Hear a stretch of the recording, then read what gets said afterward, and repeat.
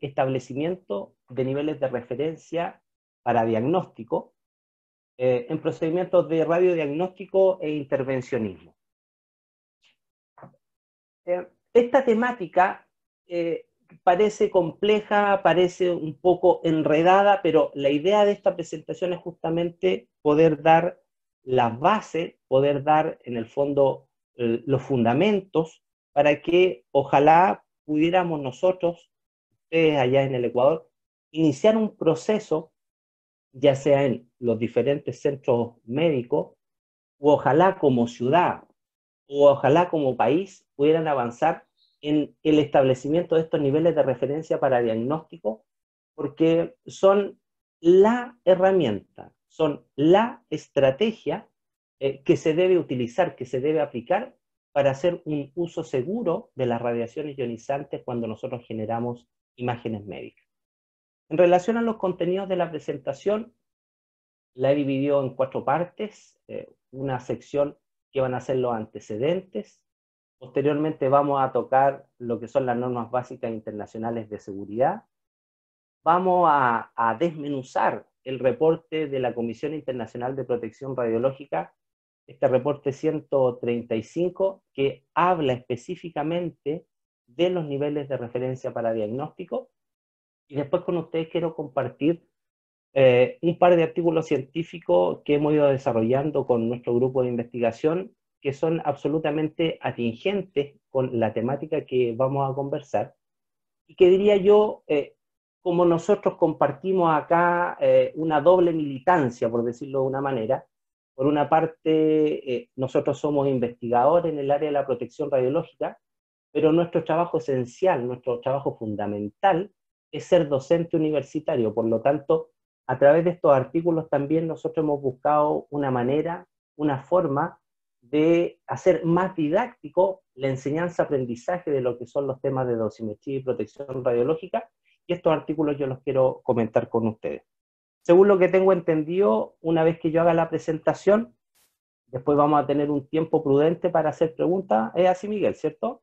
Para que las personas, perfecto, puedan ir anotando las consultas y en una sesión posterior me hagan las consultas, y de inmediato yo les digo, lo más probable es que el tiempo no nos alcance, y como lo he dicho siempre, las veces que he estado en vuestro hermoso país, las consultas, las dudas, las inquietudes que existan, me las pueden hacer llegar por correo electrónico o por WhatsApp. La tecnología es maravillosa, nos permite estar igual comunicados a pesar que estamos a kilómetros de distancia. En lo particular, es mi voluntad, es mi deseo, como siempre, colocarme a vuestra disposición para poder avanzar en todas estas temáticas. Bien, desde el punto de vista de los antecedentes, de los fundamentos, diríamos nosotros, de las razones por las cuales nosotros debemos hacernos cargo, debemos hacernos responsables de buscar el establecimiento de niveles referenciales para diagnóstico, tiene que ver con estos gráficos. Y estos gráficos, vamos a partir por esta figura 1, tiene que ver con la distribución en cuanto a los aportes de las diferentes fuentes de radiación artificial que existen en estos momentos a nivel global.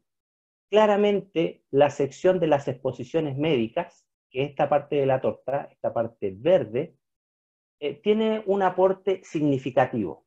Es más, hoy más que nunca, esta aseveración que yo creo que ustedes la han escuchado, la han leído, de que el aporte de la parte médica de las radiaciones ionizantes, la generación de imagen a través de las radiaciones ionizantes, se ha convertido en la principal fuente de radiación artificial a la población mundial en tiempos de paz. Esa frase, que es tan repetitiva, que algunos, como ya la han leído, la han escuchado muchas veces, les puede sonar como que no es sincero, no es verdadero, hoy día se vuelve más real que nunca. Y este dato que yo comparto con ustedes en esta gráfica es del último informe de la UNSCEAR. Alguien puede decir, pero ¿cómo el último informe de la UNSCEAR del año 2010? Es así, pues es lo último que hay en términos de información, es lo más actual. Por lo tanto, no es descabellado pensar que si entre el informe anterior de la UNSCEAR que es el Comité de las Naciones Unidas que evalúa los efectos biológicos de las radiaciones ionizantes. Es el comité que se preocupa de apalancar toda la evidencia científica, a nivel global para emitir estos informes. Un pequeño paréntesis. La UNSCEAR lo que hace en el fondo es un grupo de personas en forma permanente está revisando cuál es la última información científica, es decir, paper, artículos científicos, presentaciones a congresos que se están dando en el mundo en relación a esta temática. ¿Y cómo llevan adelante esta confección de los informes? Ellos aplican un diseño de investigación que se llaman revisiones sistemáticas. ¿Han escuchado por ahí el tema de las revisiones sistemáticas? Conceptualmente, una revisión sistemática es lo que nosotros, los más viejitos, los que ya no tenemos tanto pelo, conocíamos como revisiones bibliográficas o revisiones narrativas. Pero en el último tiempo, lo que se ha hecho es estructurar una metodología, una forma de hacer esa revisión y le han colocado el nombre de revisión sistemática. Entonces, la UNSCEAR genera estos informes a partir de ese trabajo. Entonces yo les decía, no es descabellado pensar hoy, que este aporte de la radiación ionizante en el ámbito médico, en la generación de imagen, no esté aumentando. ¿Por qué? Porque en el informe anterior de UNSCEAR, que era del año 2000, este valor de 0,6 milisievert, promedio per cápita para los seres humanos, era un valor de 0,4. Por lo tanto, hubo un incremento de un 50% en una década de evaluación. Entonces, hoy día estamos en el 2020, y si siguiéramos esa tendencia, claramente hoy día podríamos estar tranquilamente en un valor de 0,9 o de 1 milisievert. Eso lo vamos a saber cuando tengamos el informe. En la figura 2, en esta otra figura de torta, tenemos el caso específico de los Estados Unidos, un país con un nivel de desarrollo muy superior a nuestros países, ¿cierto? Que a pesar de ese nivel de desarrollo, el COVID-19 lo ha afectado igual, pequeño gran detalle. Y en los Estados Unidos específicamente, el valor que aporta la imagenología médica no es de 0,6, es de 3 milisievert. Claro, también el nivel de radiación que tienen en Estados Unidos por las diferentes fuentes de radiación artificial es mucho mayor, en promedio 6,11 milisievert.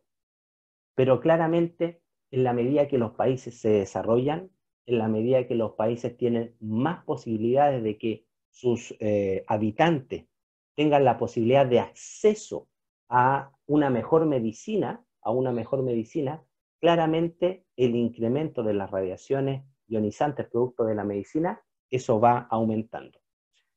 Yo los invito a que ustedes cada uno hagan el análisis de cuántos centros imageneológicos habían hace 10 años en su ciudad, en su pueblo, y vean cuántos centros imagenológicos, radiológicos existen ahora. Las personas, los colegas médicos, físicos, tecnólogos médicos o ingenieros en bioimágenes que trabajan en el Ecuador, hagan el análisis cuántos servicios de imagenología tenían sus hospitales, cuántas máquinas de rayos X tenían sus hospitales y cuántas máquinas tienen ahora.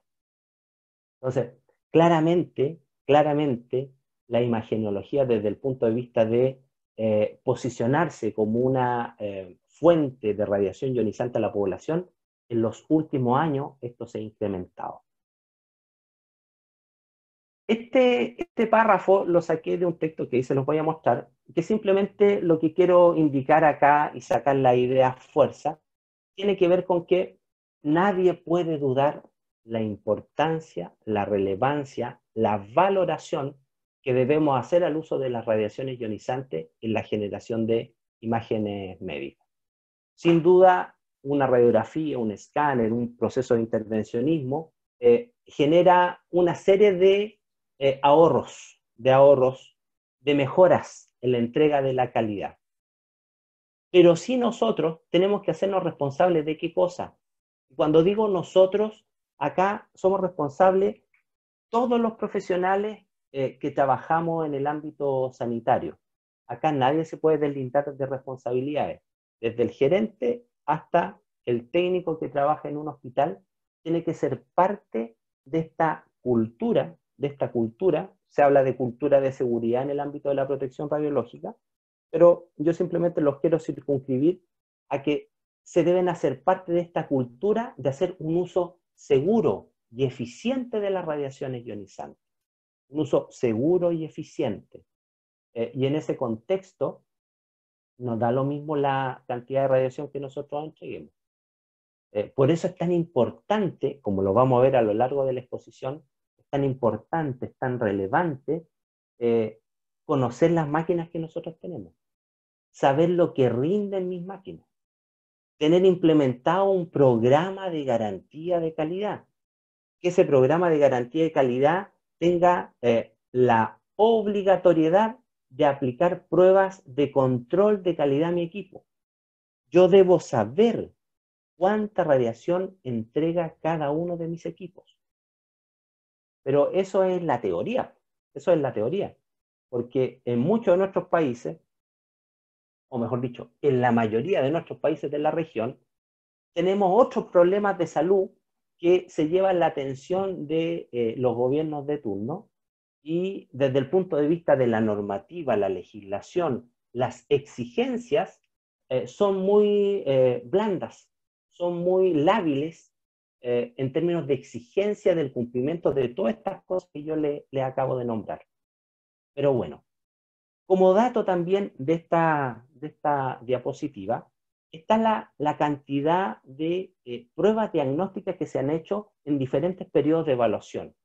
Mientras entre los años 91 y 96, estamos hablando del siglo pasado, teníamos en promedio 2.400 millones de pruebas diagnósticas a nivel mundial. Entre los años 97 y 2007 fueron 3.600 millones. La pregunta es, ¿cuántos se harán ahora? Obviamente un número mucho, mucho más grande. Los gráficos y el texto que yo acabo de compartir con ustedes e hicimos todo este análisis, lo saqué de este documento que está en español, que es el último documento que sacó la OMS en relación a la comunicación de los riesgos de la radiación en radiodiagnóstico pediátrico. Está absolutamente gratuito, se descarga desde la internet y tiene una serie de información muy, muy interesante, sobre todo para aquellos que enfocamos nuestra investigación en los pacientes pediátricos, sin perjuicio de aquello, tiene información muy interesante para todos los que se dedican o quieren saber de protección radiológica, de dosimetría en el ámbito de las radiaciones ionizantes en el ámbito general, no solamente pediátrico. También como antecedente nosotros debemos valorar que las radiaciones ionizantes generan efectos nocivos a las personas. Y en ese sentido, ustedes manejan que los efectos biológicos de las radiaciones ionizantes se categorizan en dos grandes grupos. Los efectos que son estocásticos y los determinísticos. El principal efecto estocástico, es decir, estos efectos que pueden aparecer con muy poquita radiación o con mucha radiación, no tienen un origen asociado necesariamente con la cantidad de la radiación, es el cáncer.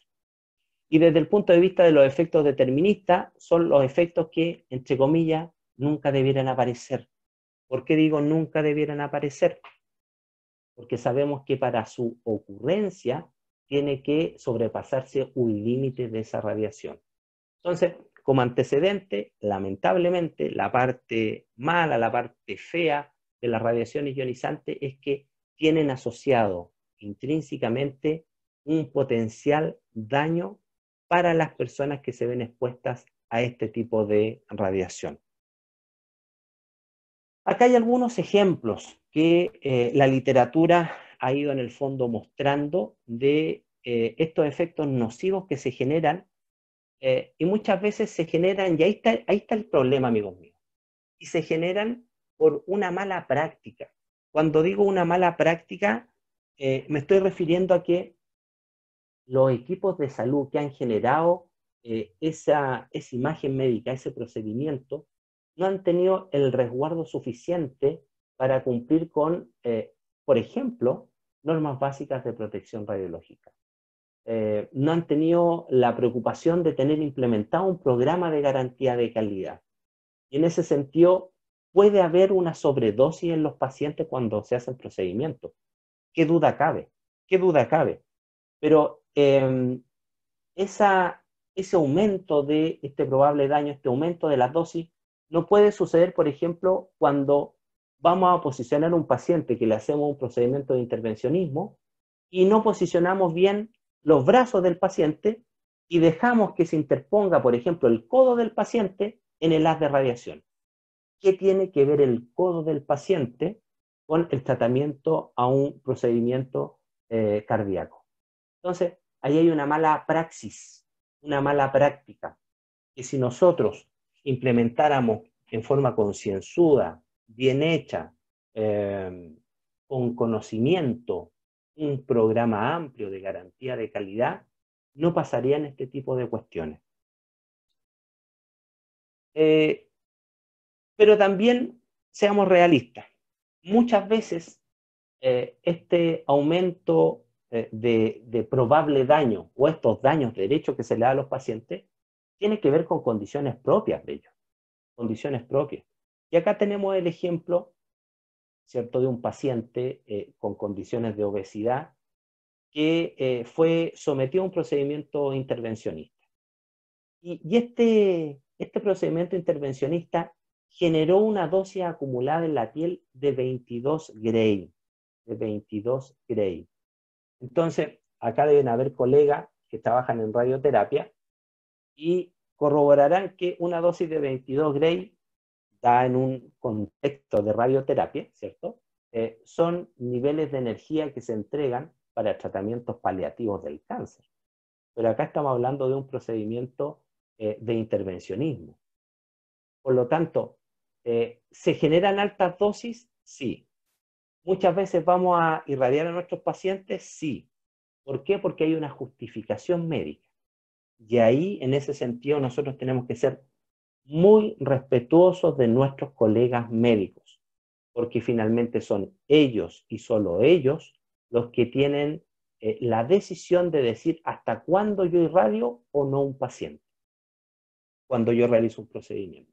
Porque claro, si yo en lo particular el día de mañana, que Dios no lo quiera, me infarto y me están haciendo un procedimiento de intervencionismo cardíaco, que me irradien todo lo que me irradien, pero que me destapen el corazón, ¿cierto? Porque ahí el médico no puede decir, no, es que no lo voy a irradiar más si no cumple el objetivo diagnóstico. Pero de ahí viene este equilibrio que como equipo de salud nosotros tenemos que generar, y ahí viene la importancia de tener protocolos asociados. Me explico. En este caso particular, si tú sabes que a un paciente le entregaste cierto nivel de radiación, lo que corresponde hacer es un seguimiento del paciente. ¿Para qué? Para evitar que este daño que nosotros le estamos generando pase a mayores. En su momento se justificó, porque era necesario seguirlo irradiando para poder obtener el objetivo diagnóstico terapéutico del momento. Pero como yo tengo un programa de garantía de calidad, cuantifiqué el nivel de radiación que le entregué, lo que yo hago ahora es hacerme cargo de un seguimiento al paciente de manera tal de paliar de la forma más significativa posible estos probables daños que vaya a tener nuestro paciente. Desde el punto de vista de la estructura a nivel internacional que nosotros tenemos para hacer lo más seguro posible el uso de las radiaciones ionizantes, nosotros contamos con lo que se llaman las normas internacionales. Y en ese sentido hay varias organizaciones, tenemos el OIEA, el USCARE, el CI, que en el fondo es la Comisión Internacional de Protección Radiológica. También acá hay que sumar la Comisión Internacional de Unidades Radiológicas, que trabajan en conjunto para generar en el fondo recomendaciones normativas que los países debiéramos suscribir y adscribir a nuestra normativa. Porque se supone que si el Organismo Internacional de Energía Atómica genera estas normas de seguridad, que vendrían siendo una suerte así como manual de cortapalo de lo que cada país debiera hacer para poder hacer un uso seguro de las radiaciones ionizantes. Y se supone que todos nuestros países colocan una cuota, pagan, ¿cierto?, por ser parte de la OIA. Por lo tanto, si tú eres socio, eres parte de algo, y se generan recomendaciones, la lógica debería ser que nosotros debiéramos hacer propio estas recomendaciones en nuestras normativas. Ahí, por ejemplo, hago un mea culpa de lo que sucede en mi país. Nosotros tenemos una normativa que regula el uso seguro de las radiaciones ionizantes que data del siglo pasado. Ustedes en el Ecuador, por lo que yo conozco, tienen una normativa más actualizada. Pero nosotros estamos, de verdad, en el año 1985, 1986. De allá se mueve nuestra legislación. Por lo tanto, acá se sabe lo que hay que hacer. Entonces, yo siempre le digo a mi amigo, a mi amiga, cuando tengo este tipo de reuniones, conversaciones, acá yo tengo dos opciones. Una, quedarme como estoy porque yo en Chile no tengo que hacer muchas cosas, o yo como sé, como conozco, como me he formado, tengo la información disponible, yo en mi servicio implemento esto, sin la necesidad de que tenga yo acá, en el caso nuestro, al Ministerio de Salud, a la Comisión Chilena, que me diga, oye, tú tienes que trabajar de esta manera. Yo cumplo con lo que ellos me exigen, que es lo mínimo, pero además yo sé que existen recomendaciones internacionales. Por lo tanto, yo me hago cargo de esas recomendaciones y las implemento en mi servicio. Entonces, yo les tengo una súper buena noticia. Súper buena noticia. Léanse estas normas, este documento, que ya está incluso en español, que es el que les muestro, y van a saber todo lo que tienen que hacer en su servicio. Y se acabaron las charlas mías. No hay más charlas de Carlos Úbeda, y de nadie que enseñe protección radiológica. Acá está todo, Estúdienlo, convérsenlo, discútanlo. No hay que ir a buscar a otra parte. Este es el libro base. Entonces, existe un sistema de protección, estas normas básicas de seguridad, que en el fondo es un acuerdo que existe de cómo hacer un uso seguro de las radiaciones ionizantes. Estas recomendaciones, amigos míos, partieron por allá por el año 1960. Por ahí partieron las recomendaciones. Y esta es la última que salió el año 2015, 2016. Esto es lo último, lo más moderno en términos de recomendaciones para hacer un uso seguro de las radiaciones ionizantes.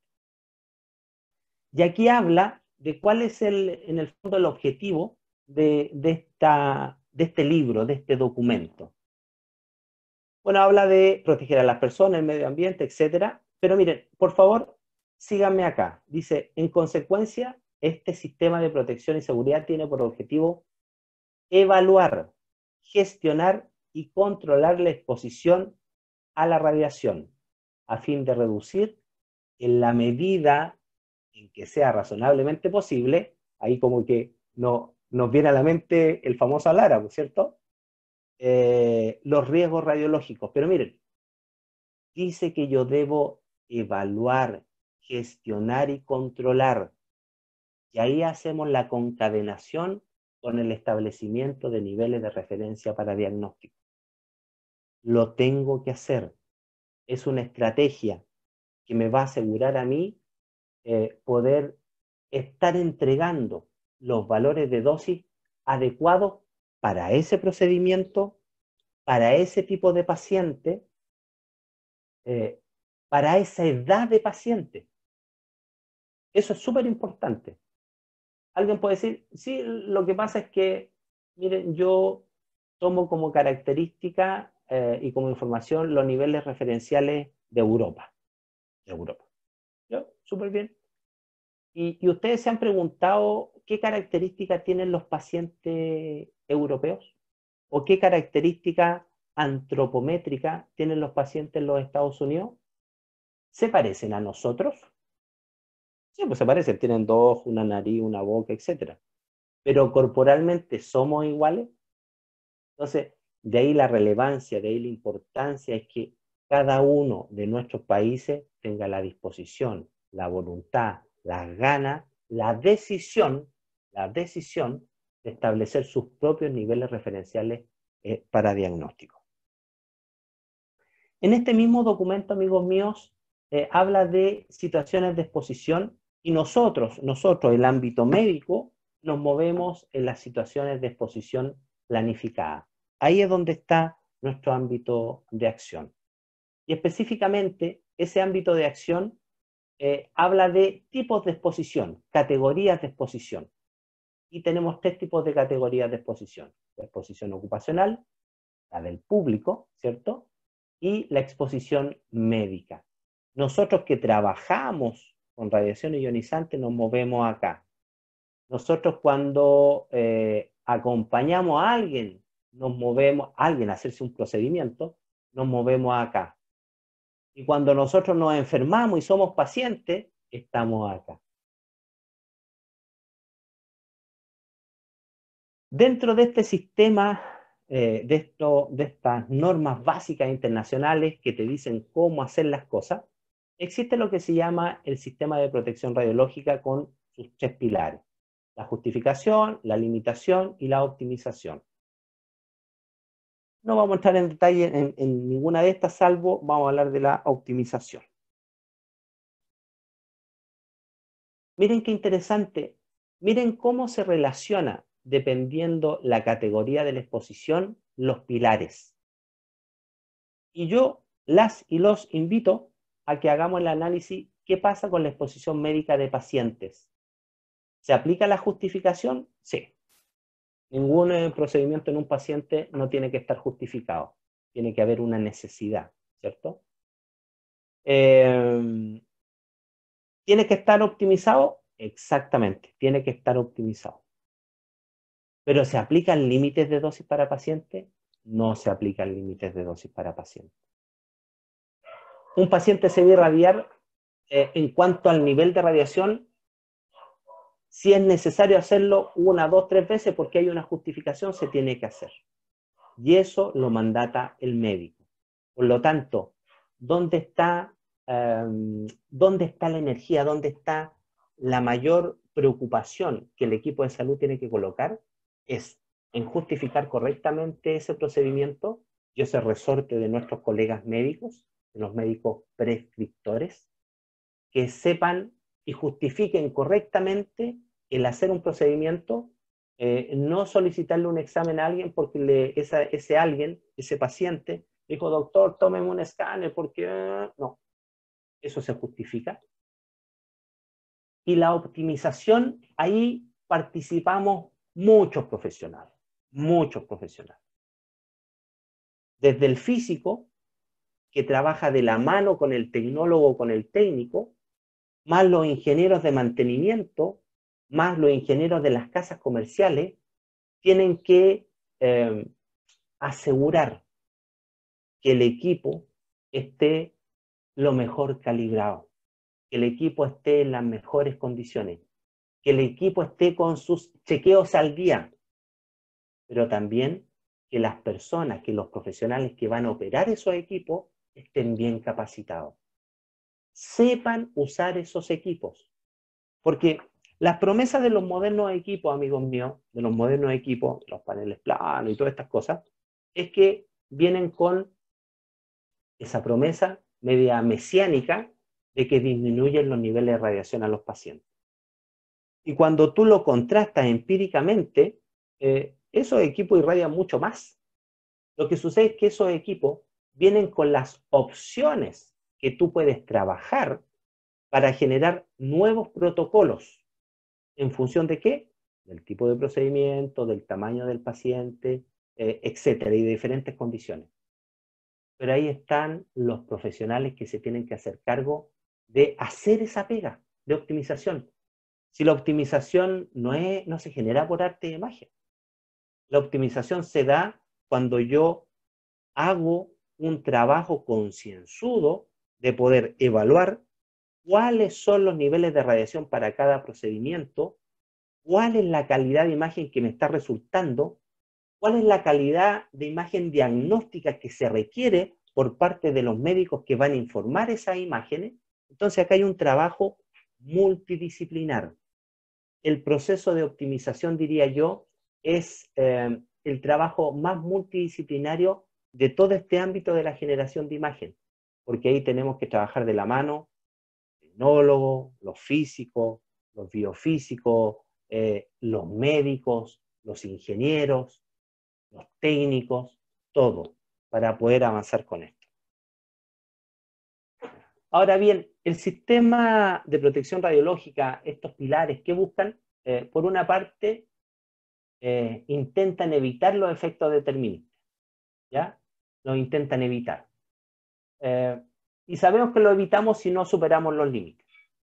Y desde el punto de vista práctico, los efectos estocásticos solo el sistema puede intentar reducirlos, pero nunca esa reducción va a ser cero, porque la probabilidad de inducción de cáncer o de efecto a tu material genético siempre va a estar dado, aunque sea una mínima cantidad de radiación. Dentro de este documento de las normas básicas, explicita claramente en el acápite de las exposiciones médicas, que son poquita hoja, de verdad, son súper poca hoja, serán 20 y tantas hojas que tienen que leer en la parte de exposiciones médicas, que dice, que explicita, que mandata que hay que establecer niveles de referencia para diagnóstico. Lo dice, lo dice. También cuando habla de la optimización de la protección y la seguridad y habla de los aspectos de diseño, aspectos operacionales, también dice que hay que establecer niveles referenciales para diagnóstico. Y acá permítanme un minuto de su atención. Vean ustedes que acá indica claramente que este proceso de optimización es un trabajo que se realiza en conjunto. Nadie se puede excluir de acá. El médico radiólogo, el médico de medicina nuclear, el médico intervencionista, él es el que tiene que aportar con la información de qué calidad de imagen está buscando, qué calidad de imagen diagnóstica está requiriendo, y tiene que estar presente. El físico médico o el físico, el nombre que tenga, el experto en física médica, cada país es autónomo en definir esta figura del experto en física médica, tiene que hacerse cargo de implementar un programa de garantía de calidad. Tiene que saber hacer las pruebas de control de calidad. Si, ¿cuál es la pega del físico médico o del experto en física médica? La implementación de los programas de garantía de calidad. ¿Cuál es la pega del técnico, el tecnólogo médico? Hacer el procedimiento y ayudar al físico médico con ciertas pruebas, con ciertas partes de las pruebas. Entonces, acá nadie tiene problema de que les vaya a faltar trabajo. Y esta conversación, esta discusión de qué hace un físico médico, qué hace un tecnólogo, acá esa discusión es bizantina, es antigua, ya esa discusión ya fue. Acá lo importante es saber que tenemos por delante como equipo de salud la obligación, el mandato de hacernos cargo de hacer un uso seguro de las radiaciones ionizantes. Qué maravilla estos hospitales, estas clínicas que cuentan con un experto en física médica. Qué maravilla.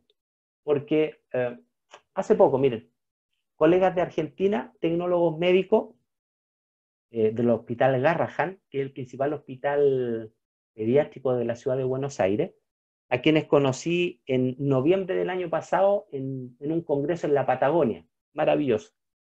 Y quedamos enganchados para hacer trabajo Ellos están muy entusiasmados en establecer niveles referenciales diagnósticos. Pero ¿saben dónde están chocando? En que el hospital no tiene físico. No tiene físico, por lo tanto, no pueden medir el rendimiento de los equipos para empezar a recolectar los datos de los pacientes y avanzar en esto. Entonces, acá todos somos necesarios. Nadie sobra. Nadie sobra. Por lo tanto, el trabajo conjunto es fundamental para poder avanzar con este tipo de cuestiones. Bueno, más antecedentes. Y acá está la definición específica de lo que son el concepto de nivel de referencia y nivel de referencia para diagnóstico. Por favor, acompáñenme en la primera definición, que es el concepto de reference level, o nivel de referencia, que viene hace mucho rato dando vuelta. Pero ese es un valor de alguna magnitud de radiación, que cuando se supera, hay que colocar una alerta. Hay que colocar una alerta. Miren, cuando uno tiene un equipo, por ejemplo en Europa, uno tiene un equipo que tiene cierto rendimiento, cierto output, y ese output va bajando, porque ustedes saben que con el tiempo el output del rendimiento de los equipos va bajando, la normativa europea es súper clara. Dice, baja de cierto valor y este equipo se para. No se usa más, no se toma más radiografía ni mamografía, menos procedimientos de intervencionismo. ¿Qué pasa en nuestros países? Los equipos los usamos hasta que ya no disparan.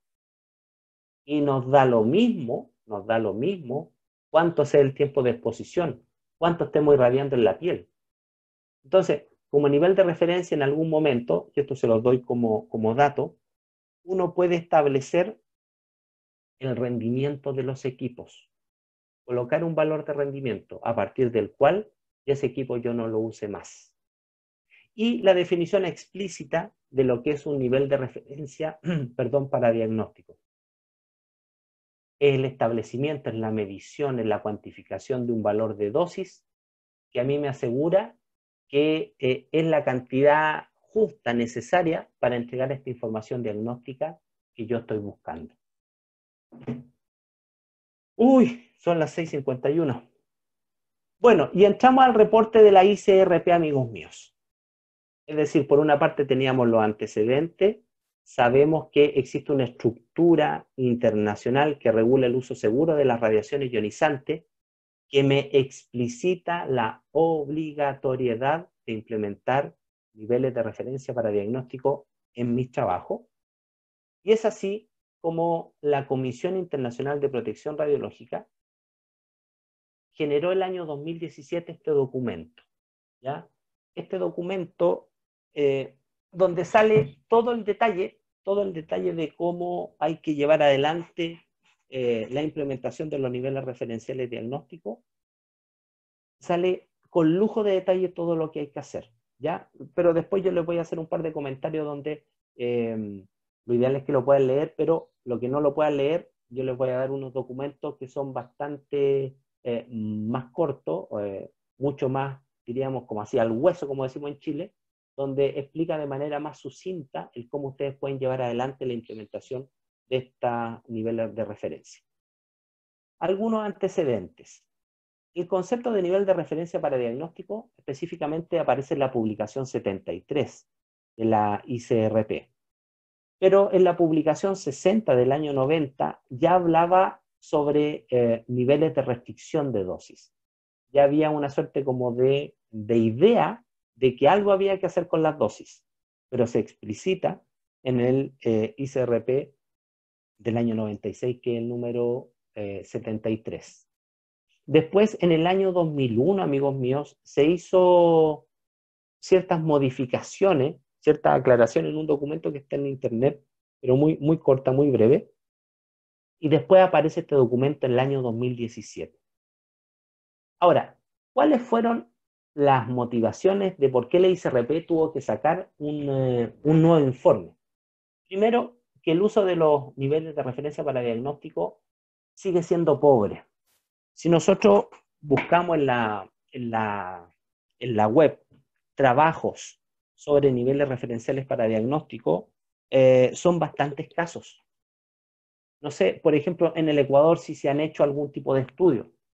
En Chile lo que hemos hecho ha sido acotado al intervencionismo, algo de radiodiagnóstico, porque claro, como la normativa no lo mandata, no lo obliga, la gente no lo hace. Si al final del día uno hace lo que te obligan.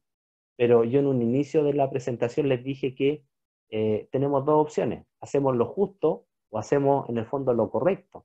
Si nosotros sabemos que existe esta herramienta, esta estrategia para disminuir los niveles de radiación a nuestros pacientes, ¿por qué no lo aplicamos? Bien. También como motivación había que mejorar el uso de los DRL en la optimización de estos procedimientos de imagen. Lo otro, el desarrollo tecnológico, las modalidades de imágenes que combinaban, por ejemplo, tipos de equipo. El famoso PET-CT. ¿Cómo hago esas cosas? Y otro tipo de motivaciones. Voy a ir un poquito más rápido porque en realidad no voy ni en la mitad de la presentación y tampoco no los quiero aburrir y quiero irme a lo importante, a lo relevante que van a ser las consultas que ustedes me van a hacer. Miren, acá yo generé una serie de preguntas que tienen que ver con cómo hacemos más didáctico la presentación, pero estas preguntas las vamos a responder al final, ¿ya? Entonces, ¿cómo se usan los niveles de referencia para diagnóstico? ¿Son límites de dosis? ¿Se aplican también en medicina nuclear? ¿Se aplican en radioterapia? ¿Cómo se aplican estos DRL en modalidades híbridas? ¿Se aplican los DRL a pacientes en forma individual? ¿Tienen los DRL diferentes valores para cada indicación clínica? Y así una serie de preguntas que las vamos a responder al final de la presentación. En este documento del ICRP 135 hay una serie de clarificaciones en cuanto a lo que es los niveles de referencia para diagnóstico. Habla sobre el DRL, el concepto, qué significa, cuáles son las magnitudes y cuáles son los valores, cómo se va a utilizar eso. Avancemos un poquito en aquello. En cuanto al concepto, nosotros debemos entender que los DRL son una herramienta que va a ayudar, obviamente, a hacer la exposición a nuestros pacientes mucho más segura, ¿ya? Mucho más segura. Y también, como estamos hablando de generación de imagen, esto es aplicable a la medicina nuclear. Desde el punto de vista de las magnitudes, acá es importante entender que debemos conocer las magnitudes. Ese es el punto. Ahí yo les voy a mostrar un trabajo que nosotros hicimos, donde lo que al final construimos fue un artículo científico que nos permitiera tener claridad sobre las magnitudes y unidades aplicadas en radiología, en dosimetría, porque si ustedes buscan, cada uno llama como quiere a las magnitudes. Entonces, acá en lo concreto, uno tiene que usar magnitudes y unidades para cada procedimiento que sean fácilmente medibles. Ojo, en el establecimiento de los DRL no se usa ni la dosis órgano ni la dosis efectiva. Si alguna vez ven un trabajo o alguien que habla de DRL y lo expresa en estas magnitudes, ese colega no tiene idea dónde está parado, ¿ya? Esas magnitudes se utilizan para otras cosas. Después hacemos otra charla si quieren y hablamos el uso de las magnitudes y unidades de protección radiológica. La única excepción, amigos míos, es la dosis glandular media que se utiliza para establecer DRL en mamografía. Acá están las magnitudes que se asocian a cada una de las modalidades. Por ejemplo, nosotros tenemos que establecer DRL para la radiografía utilizando el kerma-aire en superficie de entrada o el producto kerma-aire, ¿vale? Aire-área. Para mamografía o tomosíntesis, lo mismo, el kermen-aire en superficie de entrada o el kermen-aire o la dosis glandular. También nosotros en procedimientos de fluoroscopía usamos el producto kerma aire-área y el kerma en aire en superficie de entrada al punto de referencia intervencionista. Así se llama esta magnitud, ¿ya? Es una magnitud específica que te la entregan los equipos de intervencionismo, ¿ya? Es una magnitud específica. También uno puede establecer los DRL en función de los tiempos de fluoroscopía o del número de imágenes en cine o de la angiografía digital por sustracción. Después, en el caso de la tomografía, perdón, me adelanté esta cosa. En el caso de la tomografía, podemos medir también por el pK, que era el producto Kermas área-aire, por la dosis longitud, producto dosis longitud, y por el famoso índice de dosis en tomografía computarizada. Y en medicina nuclear, ¿cómo establecemos este DRL? En función de la actividad que yo le inyecto a mi paciente.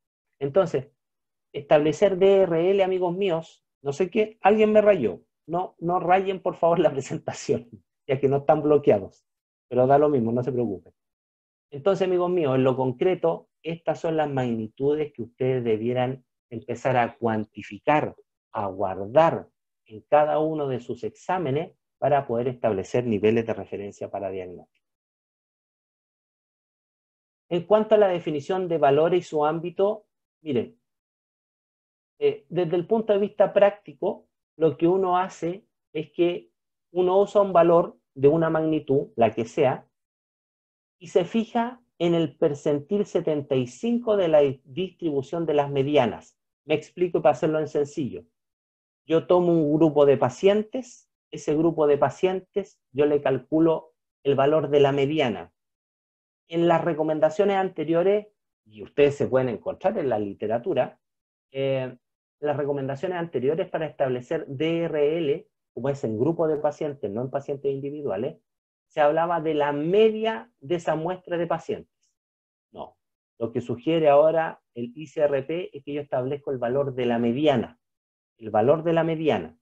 Y ese valor de la mediana, cuando tengo muchos valores, yo establezco el percentil 75 de ese valor de las medianas. Ahora bien, cuando yo tengo una sola sala, hablo de valor típico. Valor típico, el valor de la mediana.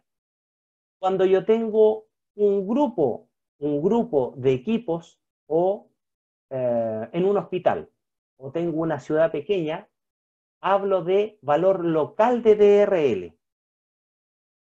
Cuando yo tengo valores de varias ciudades de un país, yo puedo establecer un valor nacional de DRL.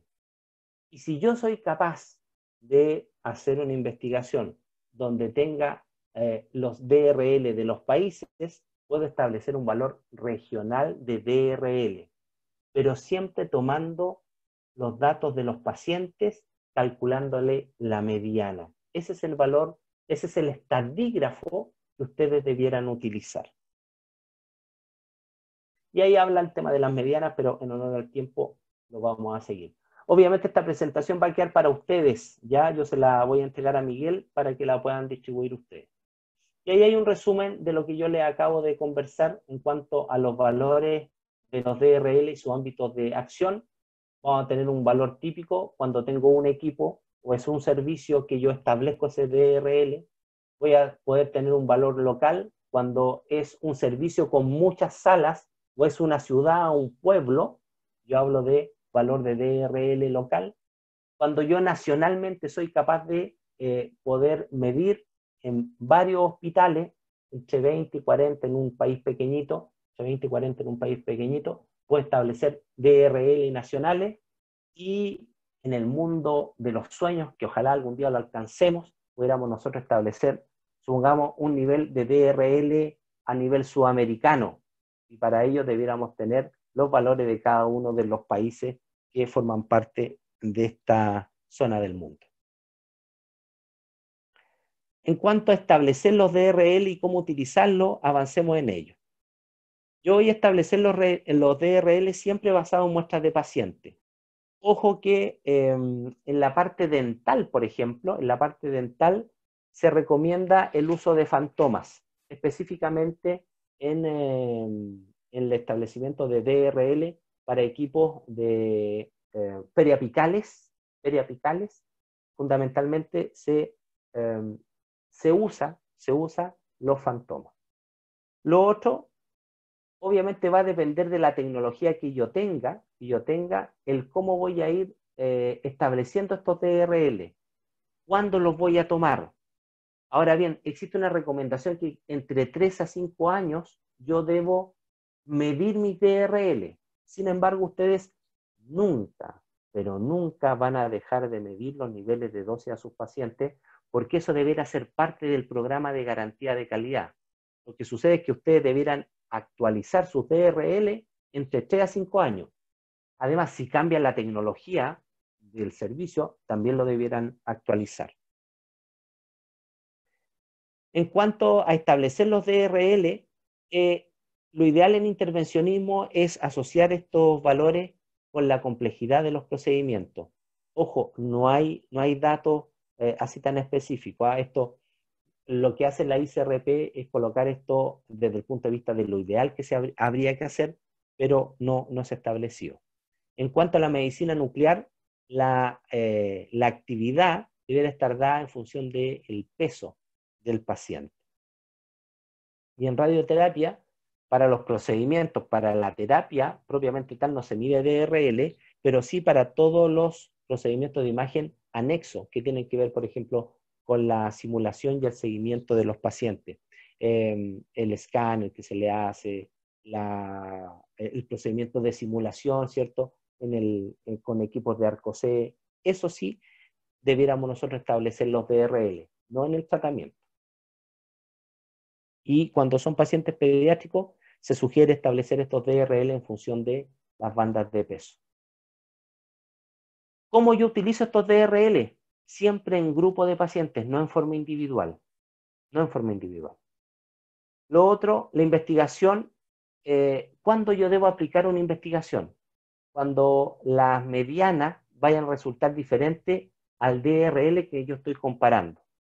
Ahora, cuando hay una diferencia, yo debo revisar el registro de los datos, cómo están los equipos, qué protocolos se utilizaron y cuál es la complejidad en el caso de procedimiento de intervención. Lo otro, que lo ideal es que este concepto de DRL deberá ser parte de la formación de los médicos, los físicos, los tecnólogos. ¿Cómo yo utilizo estos DRL? Comparando. ¿Comparando con qué? Con otros valores que existan y necesariamente nosotros debemos incorporar dentro de nuestro programa de garantía de calidad los DRL.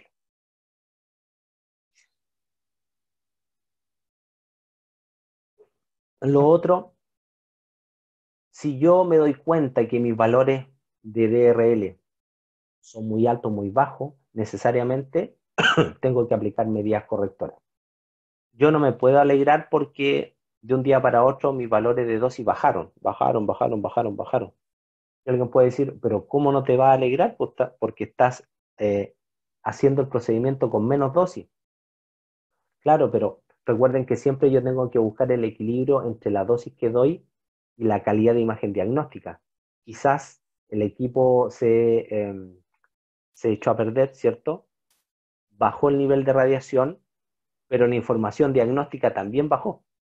Entonces, ahí, ojo, no necesariamente cuando establezco niveles referenciales diagnósticos, yo voy a encontrar una bajada de los niveles de radiación. Quizá en este proceso de optimización, cuando hago el trabajo con el médico, genero la imagen para que él me la analice, me diga, es que, ¿sabes qué? Me falta más penetración, me falta más definición, y para lograr eso, tengo que subir los valores de exposición. Así que, ojo con ese tema de la optimización, que optimizar no necesariamente es bajar la dosis. Optimizar es buscar la dosis justa para obtener el objetivo diagnóstico. Bueno, acá entramos a la parte de los artículos científicos. El primer artículo que yo les quiero recomendar es un trabajo que nosotros hicimos en el año 2015, donde también nos pegábamos cabezazo, amigos míos, en relación a la diversidad de fuentes de información, a la diversidad de nombres que se utilizaban para llamar a las magnitudes, Y en ese sentido hicimos un trabajo con médicos, participaron físicos. Acá fue bien interesante porque estuvimos personas del ámbito universitario, hubo médicos radiólogos, participó gente de la Comisión Chilena de Energía Nuclear, específicamente el doctor Carlos Oyarzún, quien fue, y hace poquito ya no lo es, el jefe del laboratorio de metrología de la Comisión Chilena de Energía Nuclear. También participó el ingeniero Boris Torre, que Boris trabaja actualmente en el Ministerio de Salud en la parte de radiación ionizante.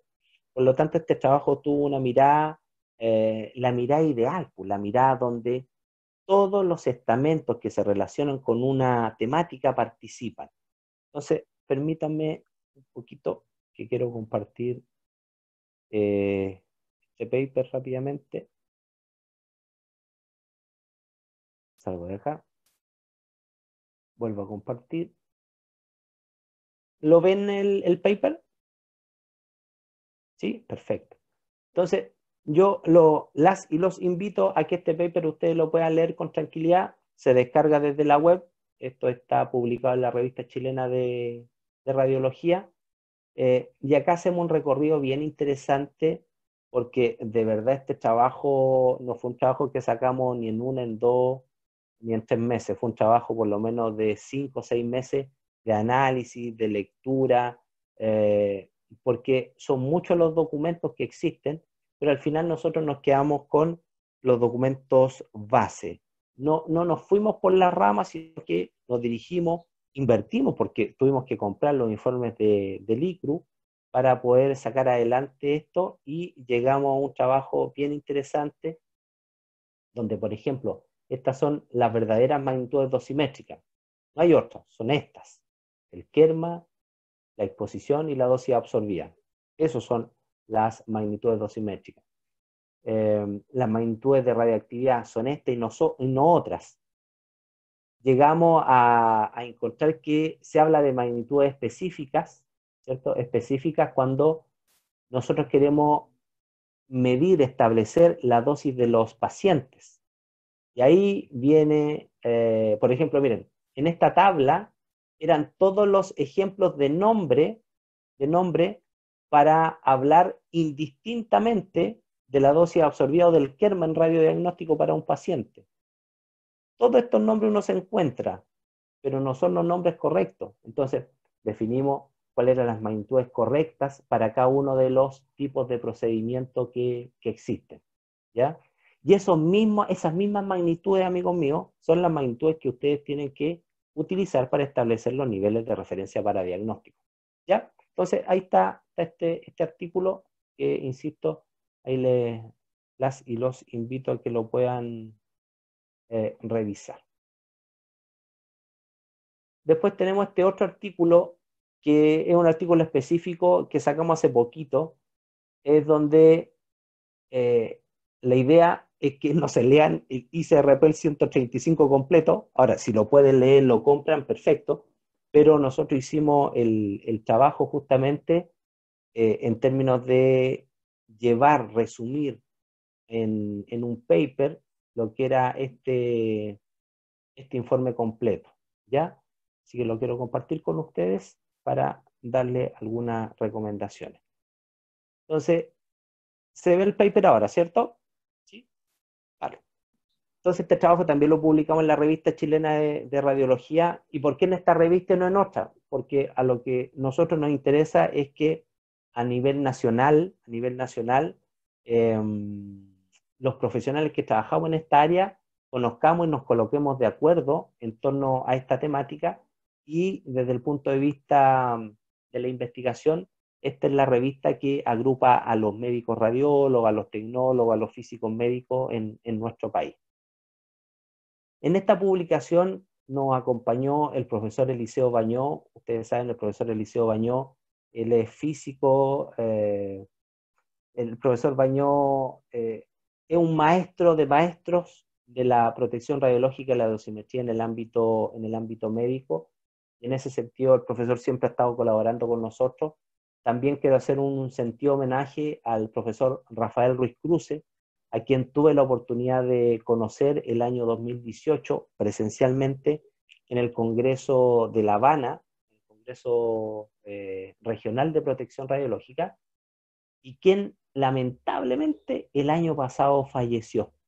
Médico, mira, son estas personas que uno agradece que se interesen por los temas de protección radiológica porque su profesión de base era médico radiólogo y él se enamoró de la protección radiológica.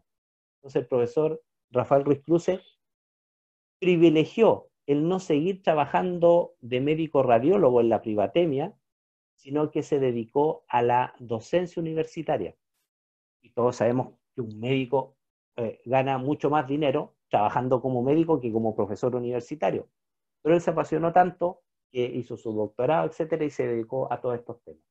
Y además en este artículo me acompañó el médico radiólogo Pablo Sofia, quien es profesor de la Universidad del Desarrollo, pero además él es el médico jefe del servicio de imagenología de la clínica alemana en Chile, que es la clínica, la principal clínica que existe en nuestro país. Y la Daniela Fabri, ella es de profesión física, hizo su doctorado en física médica, seca la Dani, un referente también en nuestro país. Y acá, mis queridas amigas, mis queridos amigos, está el artículo donde usted en ¿cuántas páginas? En 7 páginas se lo leen, se lo estudian y sale todo detallado de cómo poder establecer sus niveles referenciales para diagnóstico. Acá sale todo, acá está la receta. Con esto hacen el queque, ¿ya? Y el queque se va a llamar niveles referenciales para diagnóstico. Así que ahí también se los dejo para que lo puedan ustedes revisar. Yo creo que estamos bastante pasados en la hora. ¿Cómo estamos, Miguelito? No, no te escucho, amigo mío.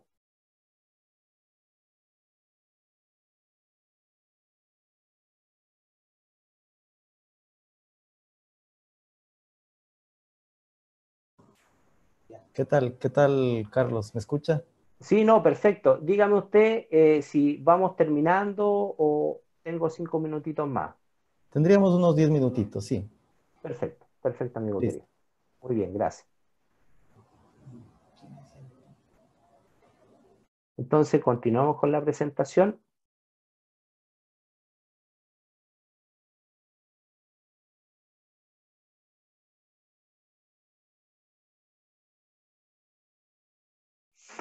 Miren, acá quiero compartir con ustedes un trabajo que hicimos con el grupo de investigación del Hospital Luis Calvo Maquena en la ciudad de Santiago, donde el Hospital Luis Calvo Maquena y específicamente su servicio de hemodinamia pediátrica es un hospital donde se tomaron muy en serio la implementación de un programa de garantía de calidad y específicamente en esta imagen sale el servicio de hemodinamia.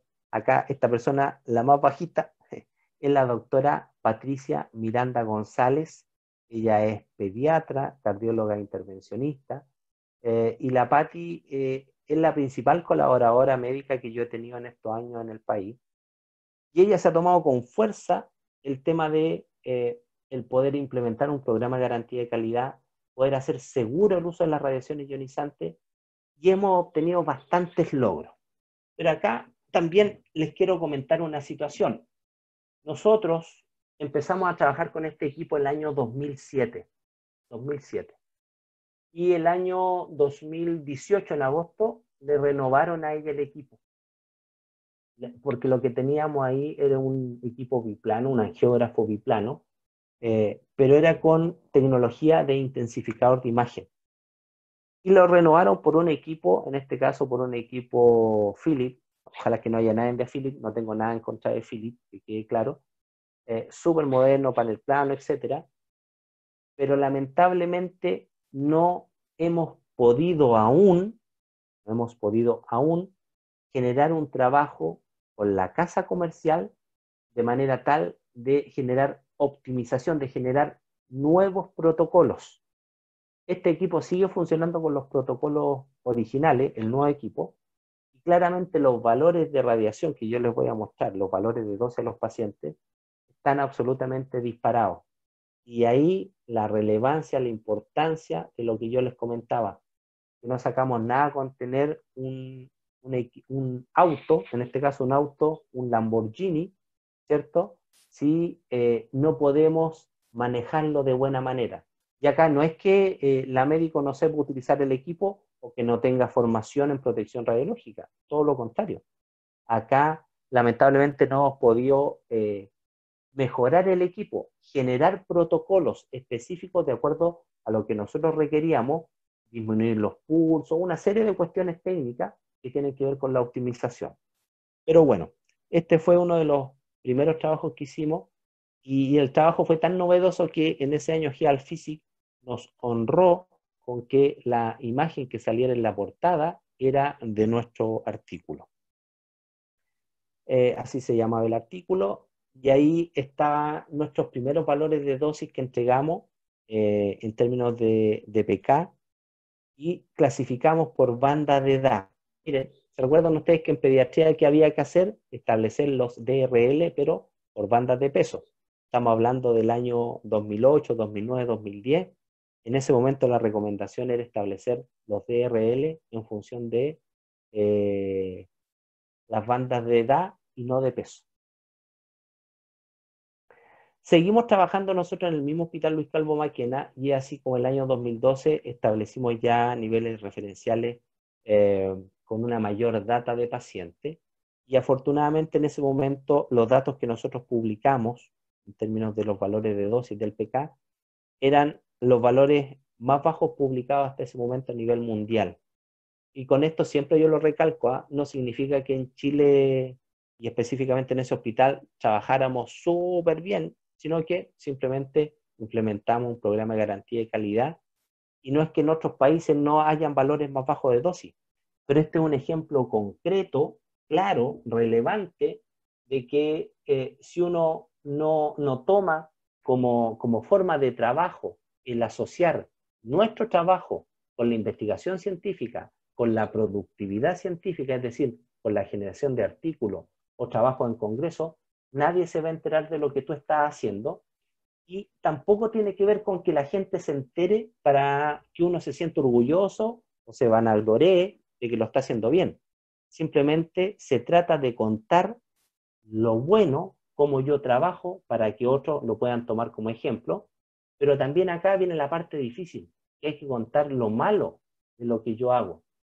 Entonces ahí hay que siempre tener un equilibrio, y no solamente en los papers hay que contar las cosas que son relevantes, positivas, sino también hay que contar lo malo en lo que yo me equivoqué, de manera tal de entregar una enseñanza para otros, para que van a comenzar a recorrer ese camino y no tengan los mismos tropiezos que yo puedo haber tenido.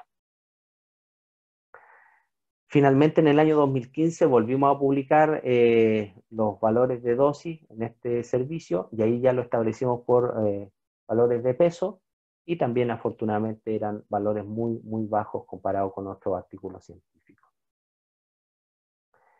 Como bien decía Miguel en la introducción, hubo un proyecto que ya terminó, el RLA 9075, que buscaba mejorar la protección radiológica en América Latina y el Caribe.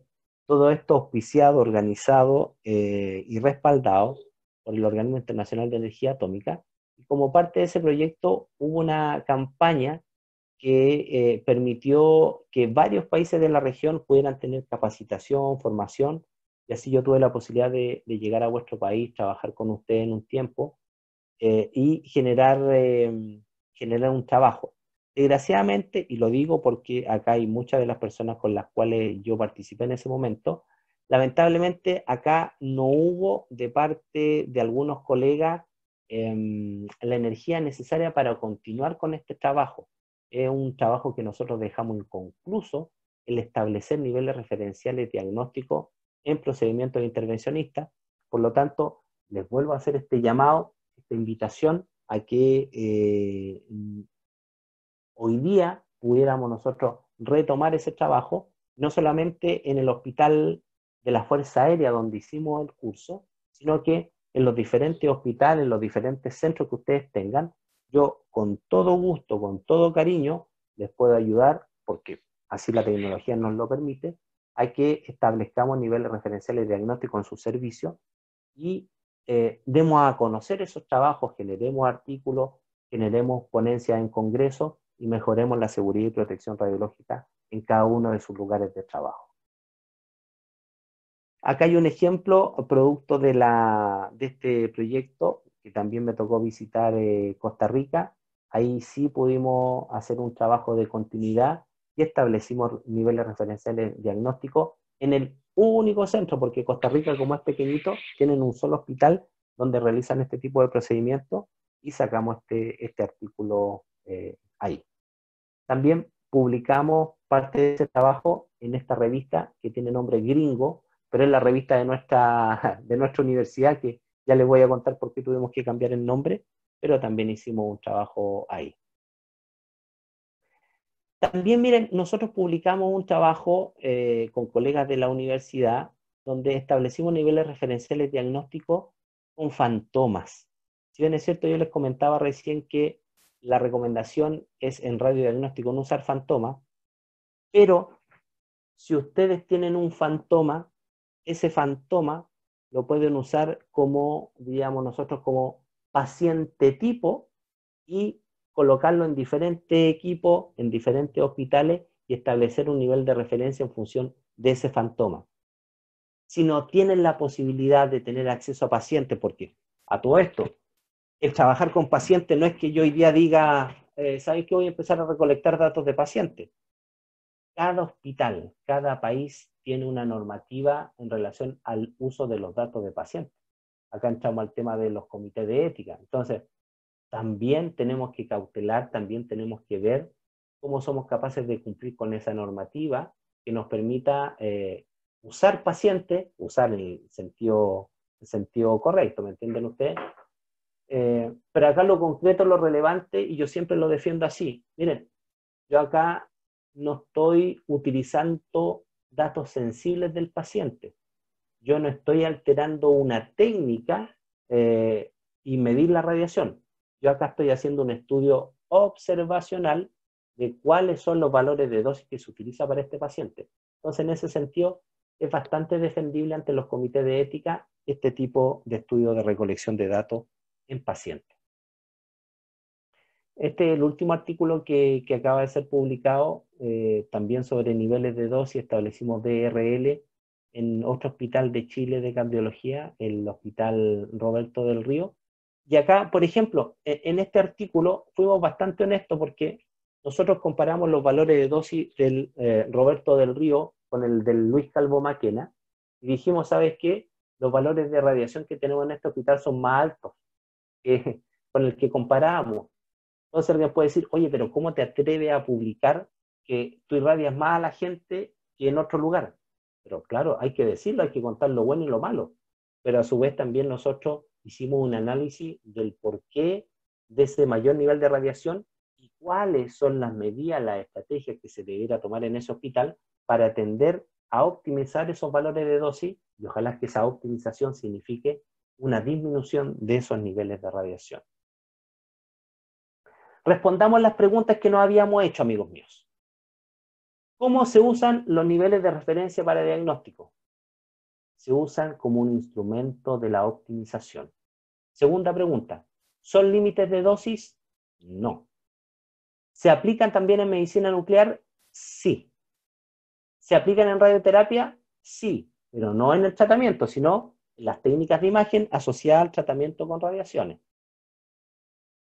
¿Cómo se aplican los DRL en las modalidades híbridas? Por separado. Yo establezco un nivel de referencia para el PET y un nivel de referencia para el TC. Ya. ¿Se aplican los DRL a pacientes individuales? No. Siempre son valores grupales.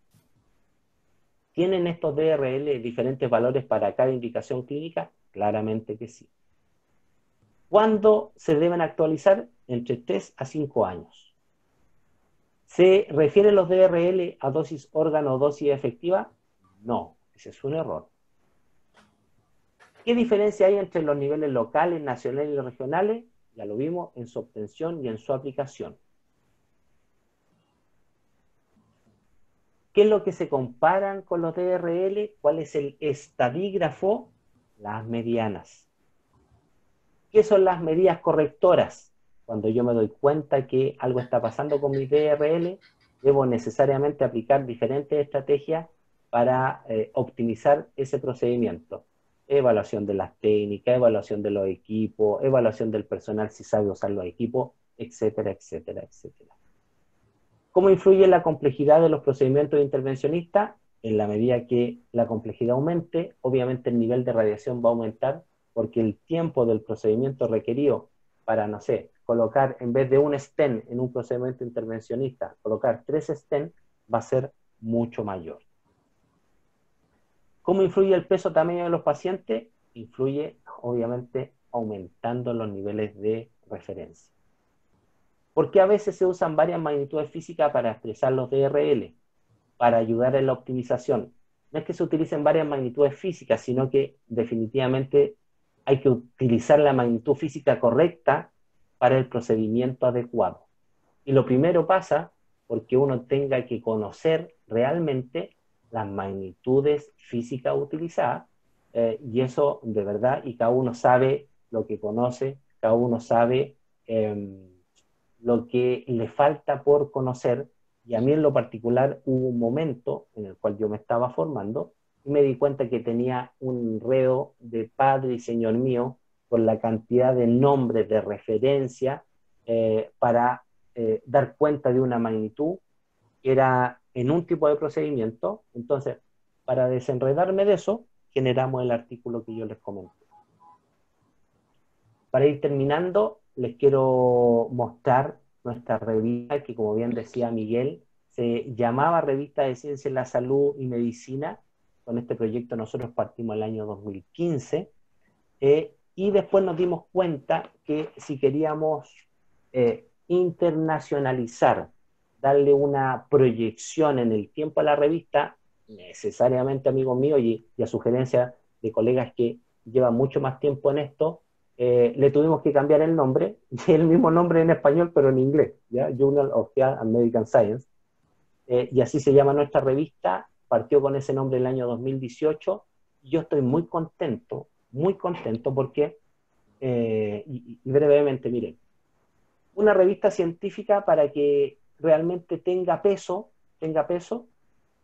tiene que estar indizada en bases de datos, ¿ya? Porque el que esté indizada en bases de datos significa que hay un respaldo a la calidad científica de los artículos que están en esa revista. Y en ese contexto, nosotros, para poder indizar la revista, no es que de un día para otro tú lo indices, sino que estas bases de datos exigen antigüedad, te exigen periodicidad, te exigen criterios de calidad que no son fáciles conseguir. Porque, por ejemplo, personas que nos dedicamos a esto, que vivimos de esto, un artículo científico yo no lo voy a querer quemar en una revista que no esté indizada en una base de datos que en mi universidad o en mi trabajo me lo reconozcan. Entonces, nosotros al principio hicimos un peregrinaje bastante largo, bastante cansador, porque funcionamos en base a la amistad. Entonces, andábamos pidiendo artículos científicos. Y en ese sentido, ya ha pasado el tiempo, pudimos indizar la revista en base de datos que son importantes, como es LatinDex Directorio, LatinDex Catálogo, en Lilacs, en ROA. Estamos en lista de espera, pero ya aceptados en Dialnet. Estamos también ya aceptados en Redalix. Y ahora, en el mes de julio, vamos a hacer la postulación a Cielo. ¿Y por qué recién ahora en julio? Porque Cielo te exige tener una antigüedad de 2 años para poder hacer la postulación. Nosotros cometimos un error, y yo se los cuento para que si alguien se embarca con un proyecto similar al nuestro no le pase. Cuando nosotros inscribimos la revista en el Ministerio de Educación chileno, que es el que te da el famoso ISSN, que es el nombre internacional, ese nombre va asociado, ese número, el ISSN, va asociado a un nombre. Nosotros cuando el año 2018 cambiamos el nombre ingenuamente al inglés, partimos de cero. Partimos de cero. Por lo tanto, tuvimos que esperar 2 años para iniciar las postulaciones nuevamente. Así que yo las y los invito a que revisen nuestra revista, a que nos manden artículos científicos, atrévanse. Yo con mucho cariño, yo soy el editor, yo voy a recibir los artículos. Si no están bien escritos, hacemos un trabajo y vamos iterativamente haciendo la construcción, la confección de su artículo. Y eso sería. Muchas gracias por vuestra atención y a disposición de ustedes con las preguntas que me puedan hacer y yo sepa responder. Miguelito. Listo, listo, Carlos. No, muchísimas gracias. Para nosotros siempre es grato poder contar con su participación. Muy buena información que socializa con nosotros y yo sé que será aprovechada por todos los participantes. No sé si tenemos tiempo para unas preguntitas, por favor, si alguien... tengo una pregunta de Paulina Morocho. A ver si le damos el micrófono, por favor, para que pueda abrir.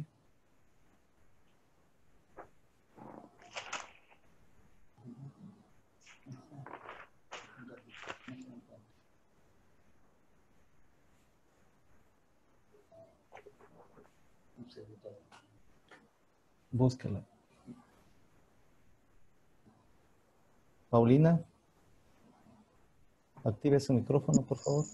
Listo. Perdón, es que no me permitía. Buenas tardes. Sí. Primero felicitarle por el contenido muy explícito y tenía una duda en referente a lo que hablaba de los niveles de referencia.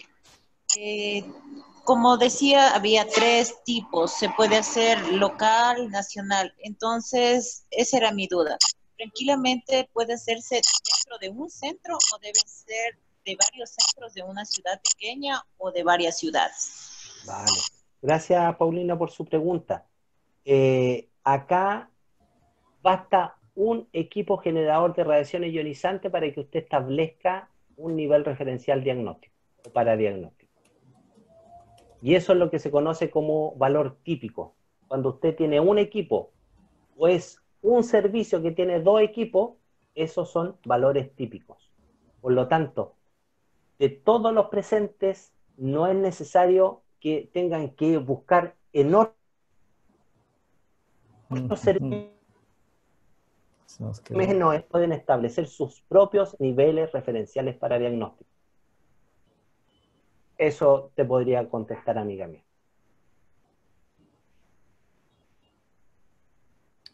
Nadia González, por favor, si le damos paso para su participación. Nadia, ¿puede activar su micrófono? Sí. Listo. Buenas noches, buenas tardes. Muchas gracias, doctor Ubeda. Un gusto poder saludarlo a través de este enlace. No sé si recuerda, estuvimos nosotros conversando hace alrededor de 2 años en Chimborazo. ¿Verdad? Pues verdad. Hola, ya. hola. Entonces, quería, bueno, un poco que socializar, nos hemos organizado, ya tenemos un proyecto de investigación precisamente para el estudio de los niveles de referencia en cardiología intervencionista, un proyecto aprobado por la Universidad Técnica de Manabí, el cual comenzó prácticamente hace alrededor de 2 o 3 meses, dura 2 años y esperamos que a la vuelta de año y tanto ya podamos establecer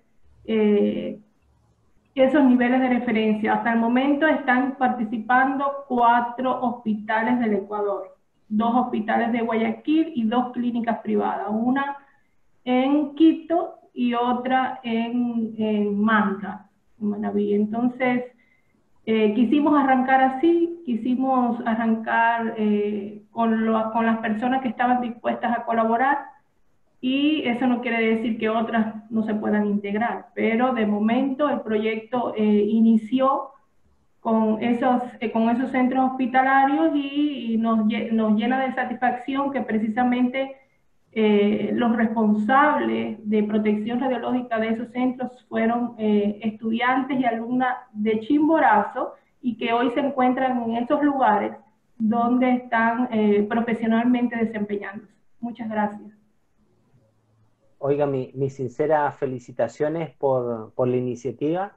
sin duda ese es el camino que hay que seguir. Si uno se sienta y espera que ojalá todas las personas participen, nos vamos a quedar No, no, sentados señor. esperando. Esto es así. Entonces, esa proactividad, esa iniciativa es muy loable, por lo tanto, si en algo yo puedo colaborar, por favor, a vuestra disposición, con todo gusto, con todo cariño, y solamente felicitarla y darle mucho ánimo para que sigan adelante. Muchas gracias. De seguro que vamos a tenerlo en nuestro equipo. Perfecto, muchas gracias, será un honor. Bueno, Un gracias. gusto, hasta luego. Bien. ¿Tenemos alguna otra participación, por favor? Una última, tal vez. Creo que la presentación, Carlos, fue bien clara, ¿no? Tenemos Katy. A Katy le damos la palabra. Katy Parra. Katy, ya le activamos el micrófono. Actívelo, por favor. Actívelo usted. Ahí le sale un mensaje para activarlo.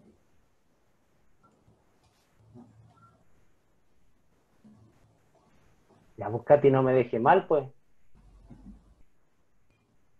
Ahí, Katy. Listo. No le escuchamos, Katy.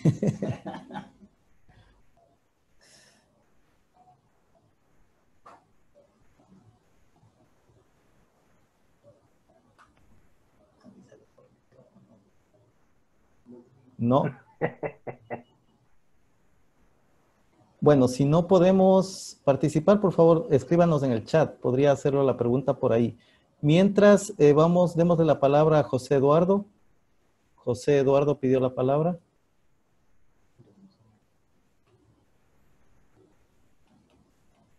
Ya le activamos, José Eduardo. A ver, por favor. Listo, José. Buenas tardes. Hola, Quería José. hacerle una consulta acerca de los niveles de referencia en tomografía.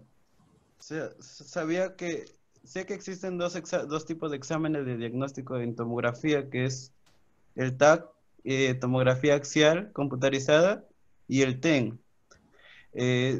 A los dos exámenes se le aplicarían los mismos niveles de referencia que ya están propuestos por el ISRP.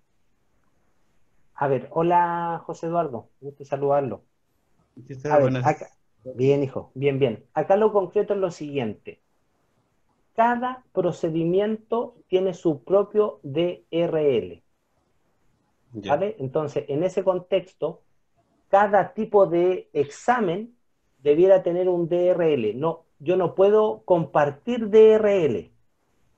Ujú. Entonces, en ese sentido, lo que usted debiera hacer es establecer para cada tipo de procedimiento. Miren, ¿qué nos sugiere, por ejemplo, qué nos sugiere la ICRP? Sugiere que no se establezcan DRL para estos procedimientos que se llaman densitometría ósea, por ejemplo. Tampoco sugiere que se establezcan niveles referenciales para equipos portátiles. Pero el resto de los procedimientos, todos ellos, y sobre todo TC, que desde el punto de vista de su aporte a la dosis colectiva, es el principal tipo de procedimiento que está aportando a la dosis colectiva a nivel mundial. Si bien es cierto, sabemos, por ejemplo, que la radiografía de tórax aporta con un 40% de la frecuencia de los exámenes imagenológicos, su impacto en términos de dosis colectiva es muy bajo. En cambio, el TC aporta aproximadamente con un 6,3, 6,5% a nivel de frecuencia de procedimiento, pero tiene un impacto tremendo en términos globales de su generación de radiación a la población. Así que si usted está interesado en temas de TC, de verdad lo felicito, y es un campo virgen que está esperando que gente joven como usted se entusiasme y pueda aportar al acervo cultural que es absolutamente necesario. Sí, porque en el caso de las tomografías, espiral multicorte, las dosis que recibe cada paciente son muy bajas, pero los niveles de referencia, como ya que son muy bajos, los establecidos por el ICRP, prácticamente no llega al top, o sea, son demasiado bajos, o sea, que puedo explicarle si esos niveles muy bajos pueden estar de acuerdo a los ya establecidos, o sea, puede estar en su óptima, puede estar optimizada. A ver, cuando a usted le llega un equipo, en el mundo de Ya. los ideales, hablemos, no sé, de países que tienen una normativa que es bastante exigente. Cuando a usted le llega un equipo nuevo, ese equipo nuevo, antes de incluso firmar el cheque para pagarlo, la casa comercial tiene que demostrarle a usted que tiene ciertas características de ese equipo que usted lo colocó en el contrato original. ¿Ok? Claro. Y en función de eso, te demuestra y tú dices, perfecto, lo pago el equipo. Pero siempre esos equipos te van a venir con protocolos de la fábrica. El trabajo que Claro. tiene que hacer el físico, el médico, el tecnólogo, el ingeniero, los profesionales, los nombres que tengan, es que hay que crear sus propios protocolos o bien evaluar los protocolos que vienen por defecto en los equipos. Entonces, ese es un trabajo esencial. Y si usted se queda con los protocolos que viene el equipo porque los evaluó externamente, y esos son los valores de radiación y a usted le satisfacen, y desde el punto de vista de la calidad de imagen diagnóstica, satisfacen los requerimientos de los médicos que trabajan con usted, quédese muy tranquilo. Pero es No. distinto si usted tiene protocolo y lo aceptó y cerró los ojitos y dijo, estos son los protocolos. ¿Por qué? Porque venían así. Ahí hay que cuestionarse. No sé si me Ujú. logro explicar, querido José.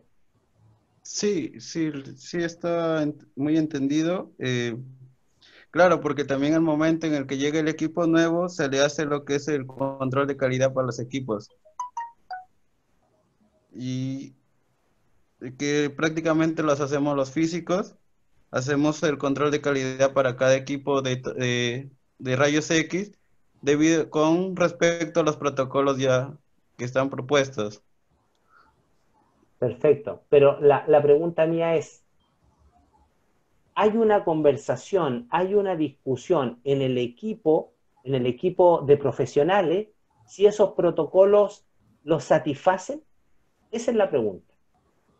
Esa es la gran pregunta que hay que hacerse, sobre todo cuando nosotros tratamos algún tipo de paciente específico, por ejemplo, los pacientes pediátricos. Ujú.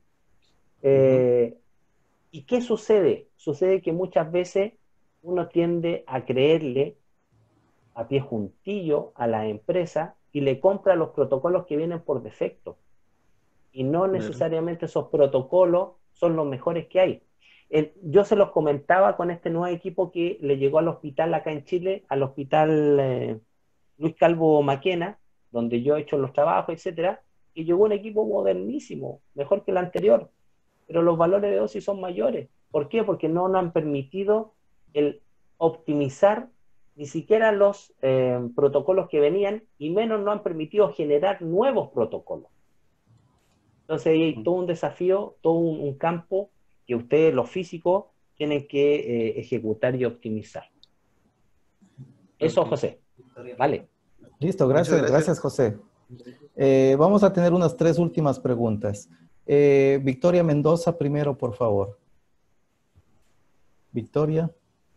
Sí, buenas noches. Lo que yo quería solicitarle al señor expositor es su correo electrónico donde de repente necesitemos para el ámbito laboral. O sea, yo soy nueva en este aspecto y estoy interesada en realizar este tipo de investigaciones de parte de las clínicas privadas. Entonces, eso es lo que yo quería consultar. Su ¿Cómo correo no? electrónico, ¿Cómo no? Son $150 que me tiene que depositar. Yo le mando... No, se lo estoy escribiendo. Se lo estoy escribiendo. gracias, muy amable.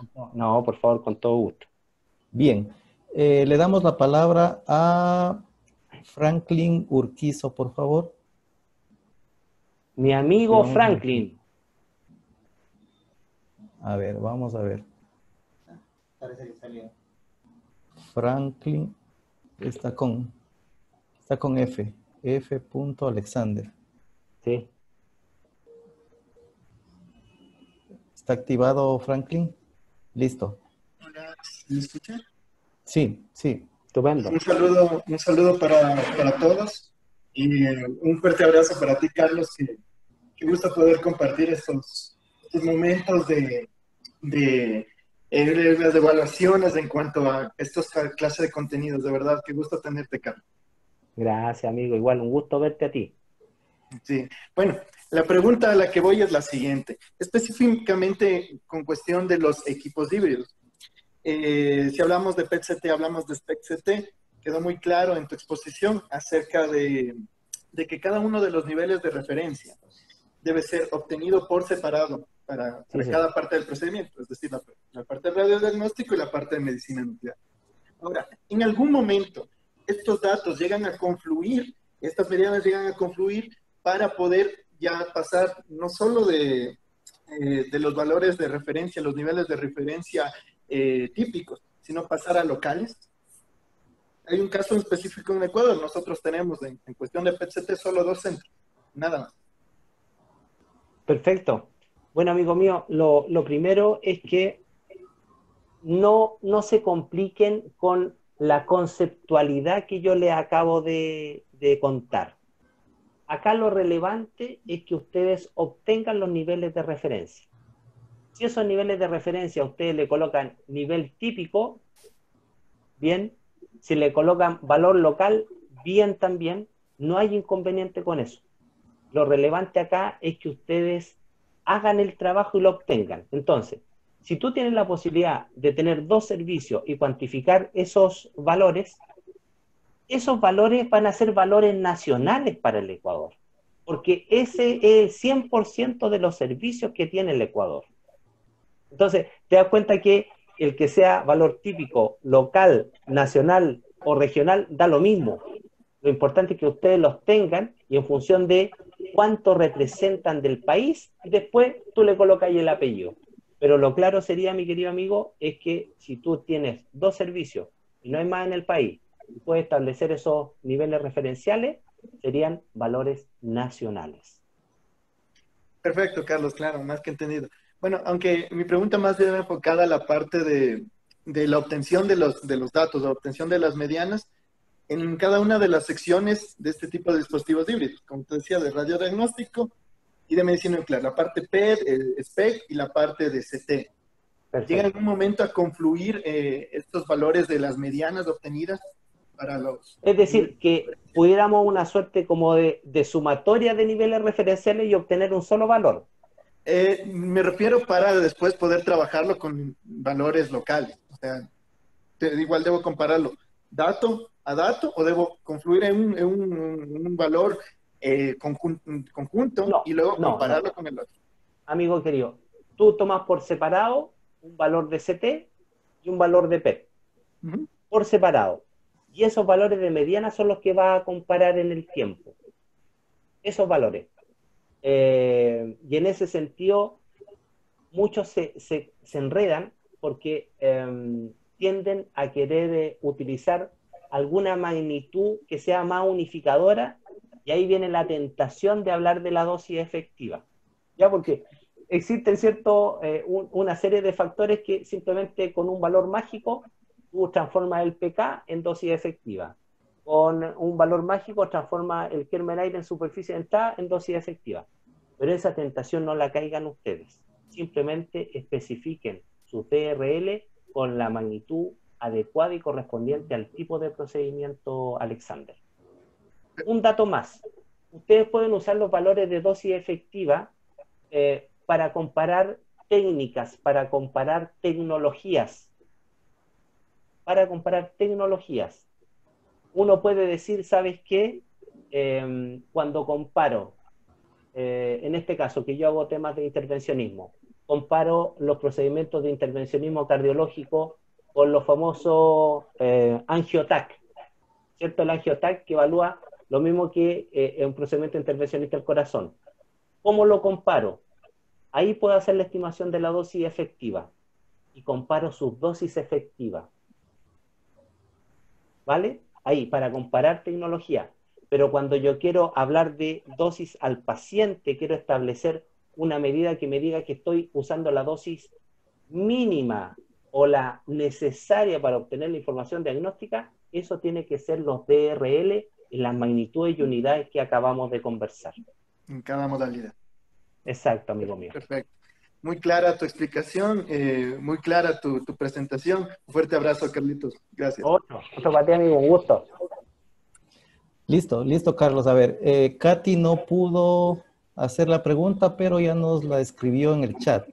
Nos dice lo siguiente: Carlos, un gusto saludarlo y verlo nuevamente. En una de las preguntas que se planteaba, se mencionó que no se puede obtener para pacientes individuales y lo ideal es en forma grupal. ¿Cuáles son las características de estos grupos? ¿Por peso, talla, edad, por procedimiento o cuál sería el grupo ideal? Esa es la pregunta, Carlos. No, perfecto. Muy Listo. bien, Katy, gracias por la pregunta. Lo ideal es agrupar por peso, ¿vale? Ese es la característica, porque alguien puede decir por edad, pero se daba, por ejemplo, en pediatría, que tú tenías un niñito o una niñita que era muy pequeñito en términos de edad, pero era obeso y pesaba mucho. Entonces, la recomendación es que siempre hay que agrupar por peso. Esa es la recomendación.